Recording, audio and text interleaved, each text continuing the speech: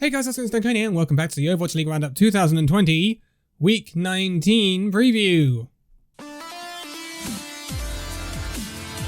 Boy oh boy does it feel good to be back in the groove of things. The Overwatch League is back as promised on the 13th of June, and we get a slightly shorter bunch of fixtures for Week 19. Obviously we've had the entire schedule for Week 19 through to Week 21 announced now, ahead of the June tournament, which actually takes place at the start of July.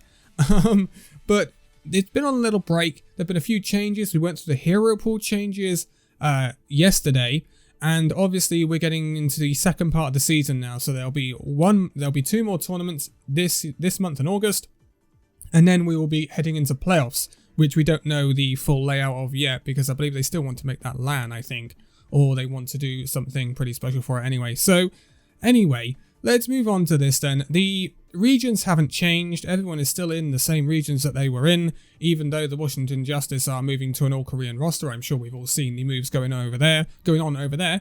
So we're going to see 8 fixtures this week. It's going to be a little bit of a shorter week because we're not seeing any Asia region fixtures on the Sunday, and I'm not quite sure why that is, but it is happening, so that's why.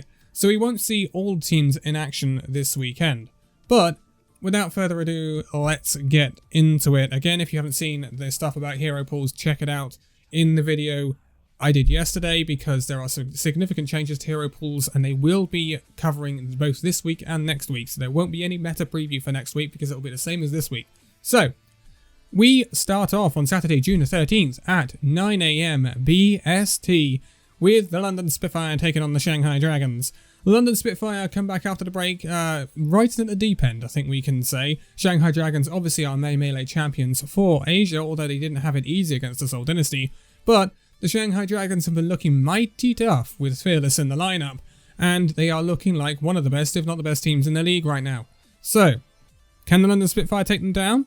Well, I think London will give this a good go, and the reason I say this is because this is London Spitfire's only match this week. As I said, there are no Asia matches on the Sunday, so I think London will do better when they only have one team to concentrate on. Unfortunately, this is the only week where they'll only have one team to concentrate on, I believe, because I think both of the other weeks they're playing 2 matches. Actually, I should be wrong there. I don't know. But this is the only week they've got full concentration on this Shanghai Dragons roster. So I think they can make it close, and they did make it close in the May Melee when they knew what they were going up against.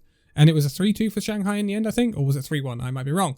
But Shanghai should have the quality to see this through. I mean, Shanghai are a very, very good team. Neither team has made any changes during this little off period, which is more than what we can say for our next 2 teams. But London, yeah, I'd like to see some improvements in this engagement issue that I was going on about in the points to prove video, and I hope we see London give this a good go, but Shanghai Dragons should win this 3-2, 3-1, I think.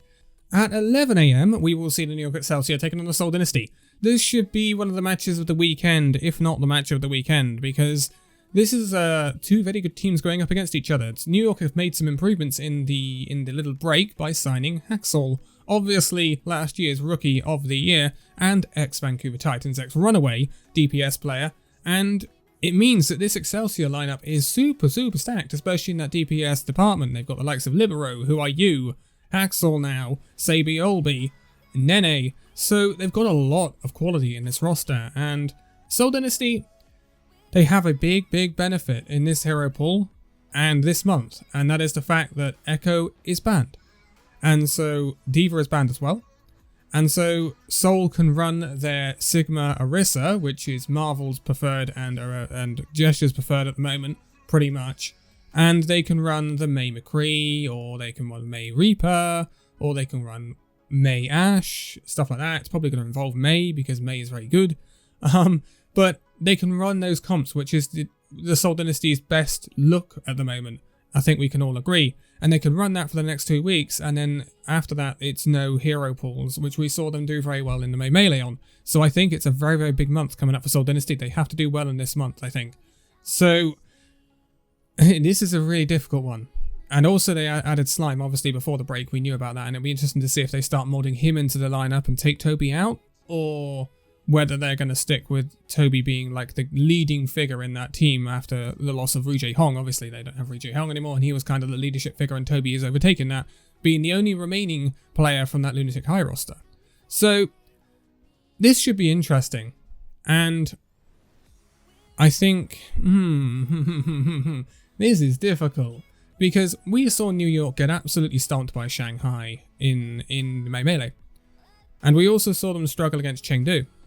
So again, that was the May Melee, and that was kind of a unique set of circumstances. In a knockout tournament, teams tend to step up, but I do worry for New York in this matchup. I think Seoul will come into this with a lot of confidence after their performance in the May Melee, and they will come in with a lot of confidence considering the hero pools. A lot of things will be in the favour of the Seoul Dynasty here. So I actually think, and this goes against my power rankings completely, but I didn't have the hero pools and stuff before the power rankings, so just give me a break. But I think Seoul are going to win this match somehow. I just have this feeling that Seoul are going to take this match for New York. I think it'll be close. I think it'll be a 3-2 or something, but I think Seoul, all the jigsaw puzzle pieces have kind of fallen into place for Seoul this month. And I honestly think it's a month where they could go unbeaten in regular matches, and then it'll be a tussle again between them and Shanghai in the May Melee in the end of June tournament. So yeah, I think Seoul are going to be a very tough opponent this month. I really, really do, considering how things have dropped. And New York, it could be that Hacksaw comes in and gives them that little bit extra to make them challenge Shanghai, and I kind of hope they do. I'd love to see a really like 3-way, 4-way tussle at the top of Asia between Guangzhou, Excelsior, Dynasty, and Dragons. I think that would be super duper interesting, but I don't know. It'll be interesting to see what sort of impact Hacksaw has on the Excelsior. And it'll also be interesting to see if Excelsior can keep all of their DPS players happy, because they have got a lot of DPS players now. But I would back the Seoul Dynasty, and I wouldn't have said that before this hero pool came out. But at 8 PM, a little break, and we see the Paris Eternal taking on the Boston Uprising. So this is a rematch of Boston Uprising's only match in the May Melee. And this was a match that went the distance in the May Melee, with Paris Eternal getting a 3-2 victory. Boston Uprising have been steadily improving. They got the win against Gladiators in their last regular season match, and obviously that performance against Paris in the May Melee. The question is, can they make this count? Now, there is a massive, massive elephant in the room for Paris Eternal right now, and that is the fact that a certain player came of age during the break. Yes, this is Sparkle. Now, he is one of the only players we've been waiting to, and he is the only player, the last player we've been waiting to come of age and see in the spotlight in some respects. Now, they still don't have XZ back as far as I know. I think he's still having medical issues. So that's a bit of a downer, but I would expect Sparkle to come in and probably replace Nico, and I think it's an upgrade. I honestly really do think it's an upgrade. So I think Paris are going to have too much for Boston. I still think Boston will give this a good go, though. I think Boston are improving. I think they're just not improving enough, and Paris Eternal have got one of the key figures in there now with Sparkle. And once they get XZ back, I think Paris really will push on. But it should be super duper interesting to see how Sparkle plays, and I hope he does get a chance against the Boston Uprising. It's the perfect match to put him in. And I wouldn't expect them to have field soon and Nico every single time now. But at 10 PM, we will see the Florida Mayhem taking on the Dallas Fuel. So this is an interesting one, because Florida Mayhem, obviously finalists of the NA region against the San Francisco Shock. They gave a very good account of themselves. They beat the Philadelphia Fusion as well in the previous round. They've been very, very good recently, the Florida Mayhem, best spell in their history. Dallas Fuel have been steadily improving. We know how good their DPS line is, and their tank line and their support line is starting to step up with that now as well. So I reckon that Dallas Fuel could make this pretty close. Obviously, there's no Echo, so Yaki can't play the Echo, and we all know how good Yaki's Echo has been.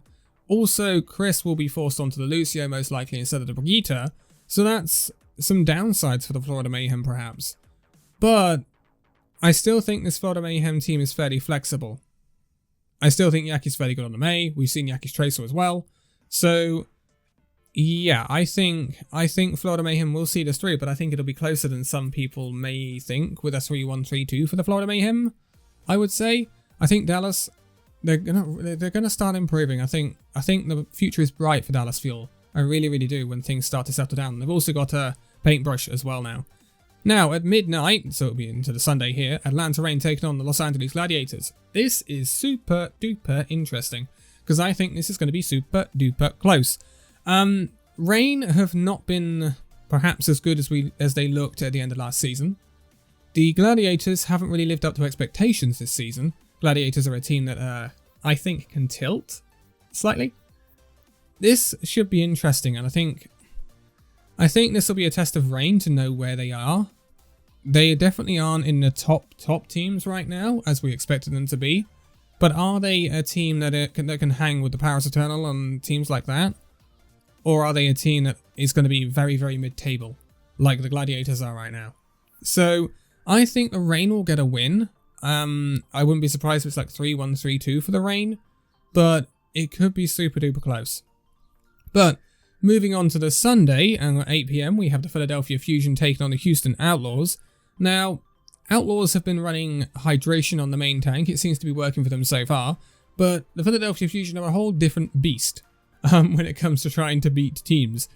Fusion, yes, they're not the best team in the league right now. I think we can all confirm that after their loss to the Florida Mayhem, but they are still very good, and I think they've got too much quality for this Houston Outlaws side. So a 3-0, 3-1 for the Philadelphia Fusion I think is pretty realistic, and I just hope that the Houston Outlaws give them a good fight and really, really, take them the distance, because I think the Outlaws do have some very good parts in that team. They just need to bring it together and get it working. At 10 PM, we will see the Vancouver Titans taking on the Toronto Defiant. This, again, is a rematch of the qualification match in the May Melee. This was super duper close in the May Melee, with Toronto Defiant getting a 3-2 victory. I don't know whether Shawfall has returned from his little bit of leave due to his mental reset. I think that will make a big difference for the Toronto Defiant if he is. Vancouver Titans obviously signed Shockwave just before they came into the May Melee, and he made a massive difference for them against the Toronto Defiant. But the main thing he made the difference on was Echo, and Echo is not available. So I still think the Toronto Defiant will have the edge of the Vancouver Titans. I think the Vancouver Titans can make it close, and I hope during this little bit of a break they've had time to gel together and become more of a team and less individual players. And if they have, they can make this a very close match. But Toronto Defiant really do need to step up here and get a win, because otherwise Toronto are going to start really, really slipping. And we didn't think they were massively brilliant at the start of the season, but we also didn't think they were complete trash. And if they start struggling against the likes of Vancouver and Boston, which is realistic if they struggle against Vancouver, then we're perhaps talking about Toronto being the worst team in the league, which is not where we would have put them at the start of the season. But last of all, at midnight, so this is going into the Monday, we have the Los Angeles Valiant taking on the Washington Justice. This all depends on how Washington have settled down, because Valiant have been very good this season. They've got a very good DPS line, their tank line is very serviceable, and so is their back line. And they've been pulling off some very interesting results. They've been higher than we actually expected. Washington Justice didn't live up to the hype that we thought earlier at the start of the season. They then changed things with Stratus and Corey going. They've moved to all Korean rosters. They brought in Jano and Stitch, and now Jano and Stitch are in North America as well, so they are not on high ping. Now, Washington Justice hopefully have had the time to work these two into the roster now, and if they have, Washington Justice, I think, will start to improve. But it's going to be, I think, a long process. So currently, Washington Justice are kind of in a project state, a bit like the London Spitfire, although London Spitfire should be a bit further down the road than they are. Washington Justice, however, they've got some really, really good parts. So they could make this very close, if not steal the win, but I think it all depends on how much time they've had to scrim together, how much time they've had to settle in together, and how Jano and Stitch have settled down in North America coming back from Korea, obviously. So that'll be a big, big teller, that match, and it could be super duper close. But this is going to be a super duper interesting start back for June for the Overwatch League, with some close games like Reign versus Gladiators, Mayhem versus Fuel maybe, Excelsior versus Dynasty could be also very close. So yeah, it's going to be super duper interesting. It's going to be interesting to see how these hero pools work with the changes they've made, and I'm excited for the Overwatch League to be back. I don't know about you. I don't know what you've been doing for the past 2 weeks, but it's been a little bit boring, isn't it? But for now, thank you guys so much for watching this video. If you liked it, give it a like, subscribe if you're new, and I'll see you in the next video. See you then.